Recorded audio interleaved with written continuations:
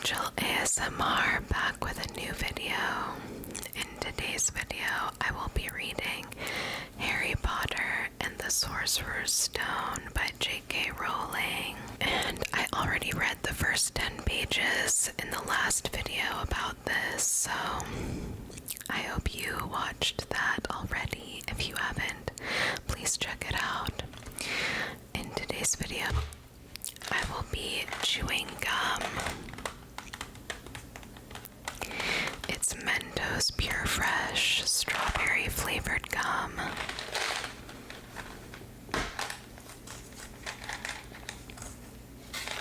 It looks like this.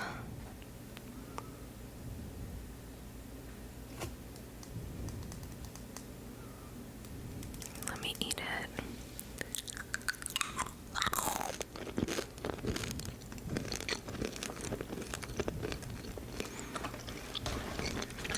It's yummy. You can feel the burst of flavor inside it. Okay, let's go to page 10.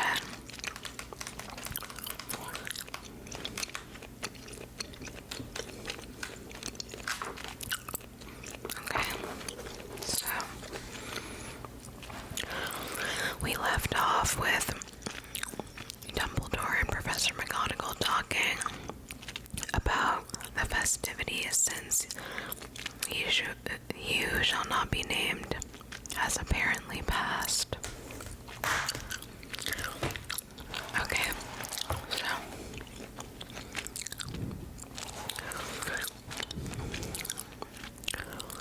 no thank you, said Professor McGonagall coldly, as though she didn't think this was the moment for lemon drops. As I say, even if you know who has gone, my dear Professor, surely a sensible person like yourself can call him by his name. All this you-know-who nonsense. For 11 years, I have been trying to persuade people to call him by his proper name, Voldemort.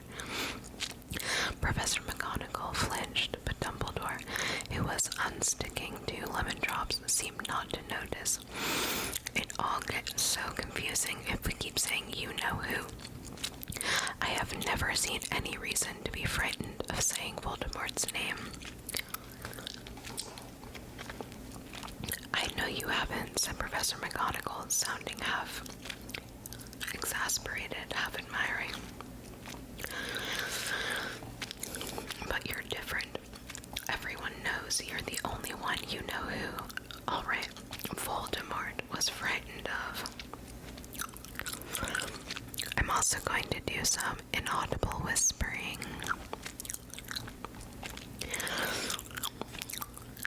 You flatter me, said Dumbledore calmly. Voldemort had powers I will never have. Only because you're too, well, noble to use them. It's lucky it's dark. I haven't blushed so much since Madame Pomfrey told me she liked my new earmuffs. Professor McGonagall shot a sharp look at Dumbledore and said, the owls are nothing next to the rumors that are flying around. You know what everyone's saying about why he's disappeared, and about what finally stopped him. It seemed that Professor McGonagall had reached the point she was most anxious to discuss, the real reason she had been waiting on a cold hard wall all day, for neither as a cat nor as a woman had she fixed Dumbledore with such a piercing stare as she did now. It was plain that whatever everyone was saying, she was not going to believe it until Dumbledore told her it was true.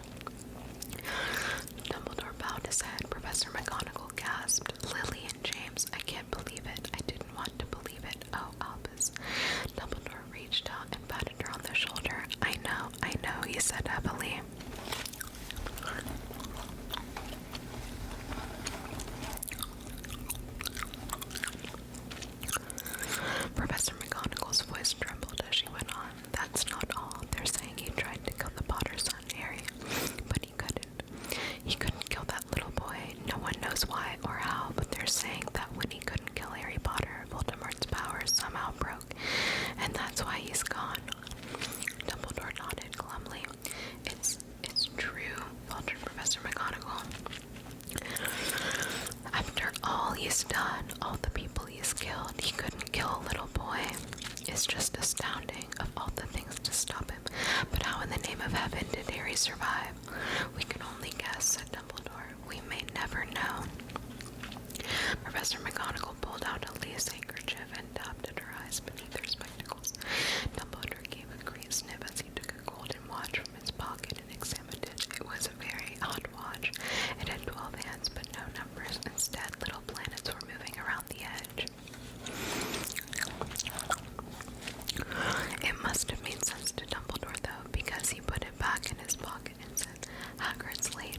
I suppose it was he who told you I'd be here, by the way. Yes, said Professor McGonagall, and I don't suppose you're going to tell me why you're here, of all places. I've come to bring Harry to his aunt and uncle. They're the only family he has left now. You can't mean the people who live here, cried Professor McGonagall, jumping to her feet and pointing at number 4. Dumbledore, you can't. I've been watching them all day. You couldn't find 2 people who are less like us, and they've got this son. I saw him kicking his mother all the way up the street, screaming for sweets. Harry Potter, come and live here. It's the best place for him, said Dumbledore firmly. His aunt and uncle will be able to explain everything to him when he's older. I've written them a letter. A letter, repeated Professor McGonagall faintly, sitting back down on the wall. Really, Dumbledore, you think you can explain all this in a letter? These people will never understand him. He'll be famous, a legend. I wouldn't be surprised if today was known as Harry Potter Day in the future. There will be books written about Harry. Every child in our world will know his name. Exactly, said Dumbledore, looking very seriously over the top of his half-moon glasses. It would be enough to turn any boy's head. Famous before he can walk and talk, famous for something he won't even remember. Can't you see how much better off he'll be growing up away from all that until he's ready to take it? Professor McGonagall opened her mouth, changed her mind.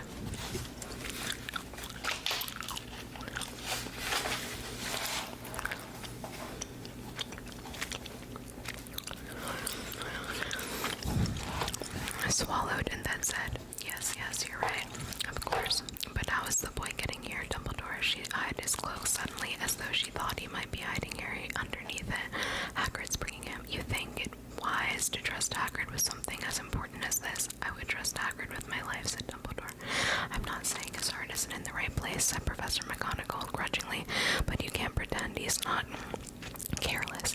He does tend to. What was that? A low rumbling sound had broken the silence around them. It grew steadily louder as they looked up and down the street for some sign of a headlight. It swelled to a roar as they both looked up at the sky, and a huge motorcycle fell out of the air and landed on the road in front of them. If the motorcycle was huge, it was nothing to the man sitting astride it. He was almost twice as tall as a normal man and at least 5 times as wide. He looked simply too big to be allowed, and so wild. Long tangles of bushy black hair and beard hid most of his face. He had hands the size of trash can lids, and his feet and their leather boots were like baby dolphins. In his vast muscular arms he was holding a bundle of blankets. Hagrid, said Dumbledore, sounding relieved at the last. And where did you get that motorcycle? Borrowed it, Professor Dumbledore, sir, said the giant, climbing carefully off the motorcycle as she spoke. Young Sirius Black lent it to me. I've got him, sir.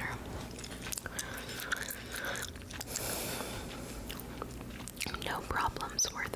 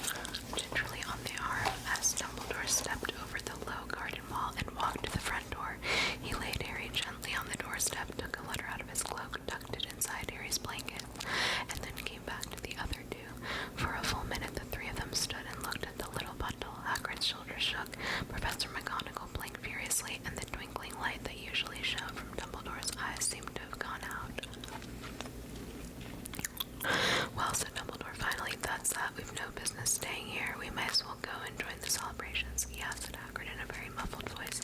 I'd best get this bike away. Good night, Professor McGonagall. Professor Dumbledore, sir. Wiping his streaming eyes on his jacket sleeve, Hagrid swung himself onto the motorcycle and kicked the engine into life. With a roar, it rose into the air and off into the night. I shall see you soon, I expect, Professor McGonagall, said Dumbledore, nodding to her. Professor McGonagall blew her nose in reply. Dumbledore turned and walked back down the street. On the corner, he stopped and took out the silver powder. He clicked it once, and 12 balls of light sped back to their street lamp so that Privet Drive glowed suddenly orange, and he could make out a tabby cat slinking around the corner at the other end of the street. He could just see the bundle of blankets on the step of number 4. Good luck, Harry, he murmured. He turned on his heel, and with a swish of his cloak, he was gone. A breeze ruffled the near edges of Privet Drive, which lay silent and tidy under the inky sky. The very last place you would expect astonishing things to happen. Harry Potter rolled over inside his blankets without waking up. Once Molly had closed on the letter beside him, and he slept on, not knowing he was special, not knowing he was famous, not knowing he would be woken in a few hours' time by Mrs. Dursley's scream as she opened the front door to put out the milk bottles, nor that he would spend the next few weeks being brought into binge by his cousin Dudley. He couldn't know that at this very moment people meeting in secret all over the country were holding up their glasses and saying in hushed voices, Harry Potter, the boy who lived. Chapter 2, The Vanishing Glass. I guess that's Dudley. His name's Dudley, right? What's the Dursleys' son? I think it is Dudley. Nearly 10 years had passed since the Dursleys had woken up to find their nephew on the front step, but Privet Drive had hardly changed at all. The sun rose on the same tidy front gardens and lit up the brass number 4 on the Dursleys' front door. It crept into their living room, which was almost exactly the same as it had been on the night when Mr. Dursley had seen that fateful news report about the owls. Only the photographs on the mantelpiece really showed how much time had passed. 10 years ago, there had been lots of pictures of what looked like a large pink beach ball wearing different colored bonnets, but Dudley Dursley was no longer a baby, and now the photograph showed a large blonde boy riding his first bicycle on a carousel at the fair, playing a computer game with his father, being hugged and kissed by his mother. The room held no sign at all that another boy lived in the house too. Yet Harry Potter was still there, asleep at the moment, but not for long. His Aunt Petunia was awake, and it was her shrill voice that made the first noise of the day. Up, get up now, Harry woke with a start. His aunt rapped on the door again. Up, she screamed. Harry heard her walking toward the kitchen, and then the sound of the frying pan put on the stove. He rolled onto his back and tried to remember the dream he had been having. It had been a good one. There had been a flying motorcycle in it. He had a funny feeling he'd had the same dream before. His aunt was back outside the door. Are you up yet? She demanded. Nearly, said Harry. Well, get a move on. I want you to look after the bacon, and don't you dare let it burn. I want everything perfect on Dudley's birthday. Harry groaned. What did you say? His aunt snapped through the door. Nothing. Dudley's birthday. How could he have forgotten? Harry got slowly out of bed and started looking for socks. He found a pair under his bed, and after pulling a spider off one of them, put them on. Harry was used to spiders because the cupboard under the stairs was full of them, and that was where he slept. When he was dressed, he went down the hall into the kitchen. The table was almost hidden beneath all Dudley's birthday presents. It looked as though Dudley had gotten the new computer he wanted, not to mention the second television and the racing bike. Exactly why Dudley wanted a racing bike was a mystery to Harry, as Dudley was very fat and hated exercise, unless, of course, it involved punching somebody. Dudley's favorite punching bag was Harry, but he couldn't often catch him. Harry didn't look it, but he was very fast. Perhaps it had something to do with living in a dark cupboard, but Harry had always been small and skinny for his age. He looked even smaller and skinnier than he really was, because all he had had to wear were old clothes of Dudley's, and Dudley was about 4 times bigger than he was. Harry had a thin face, knobby knees, black hair, and bright green eyes. He wore round glasses held together with a lot of scotch tape because of all the times Dudley had punched him on the nose. The only thing Harry liked about his own appearance was a very thin scar on his forehead that was shaped like a bolt of lightning. He had had it as long as he could remember, and the first question he could ever remember asking his Aunt Petunia was how he had gotten it. In the car crash when your parents died, she had said, and don't ask questions, don't ask questions. That was the first rule for a quiet life with the Dursleys. Uncle Vernon entered the kitchen as Harry was turning over the bacon. "Comb your hair," he barked, by way of a morning greeting. About once a week, Uncle Vernon looked over the top of his newspaper and shouted that Harry needed a haircut. Harry must have had more haircuts than the rest of the boys in his class put together. But it made no difference. His hair simply grew that way all over the place. Alright guys, well, that was page 20, so that was 10 more pages that I read. I guess I'll read 10 at a time. So, thank you so much for watching, and sleep well or have a relaxing day, and I'll see you in